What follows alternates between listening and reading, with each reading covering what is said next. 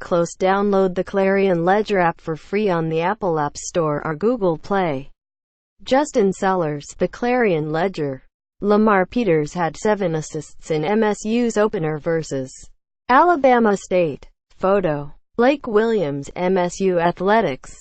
Starkville. Lamar Peters dribbled past 2 defenders to get into the lane, but was met by another Alabama State player.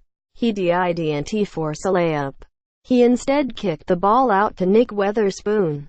Nick Weatherspoon was standing in the corner beyond the three-point line. He didn't take the shot.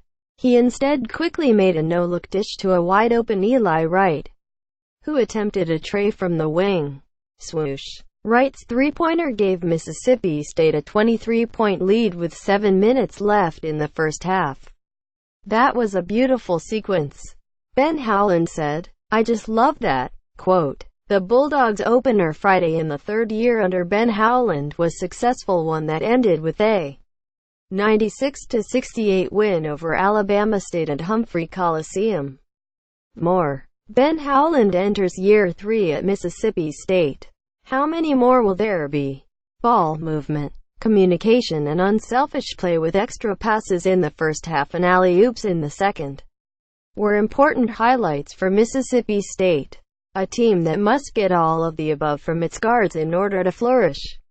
"We broke the game open in the first half with penetration, hitting guys wide open for 3s," Howland said. "My favorite thing is when the ball is moving and we are passing up a good shot for a great shot." Quote. Mississippi State started Peters at point guard, Nick Weatherspoon at shooting guard, though he guarded the opposing point guard at time, and Quindary Weatherspoon at small forward. Against a lowly SWAC school like Alabama State, Mississippi State's backcourt was never going to prove much. But from the Bulldogs' perspective, this nonetheless was a positive first step. Peters had 7 assists and 7 points. Quindary Weatherspoon scored 17 points. Wright added 12 and Nick Weatherspoon scored 11. More. Does Mississippi State have the best backcourt no one is talking about? Eric Holman's intensity was another good sign for MSU. Howland said he tried to light a fire under Holman at one point last season by not starting him.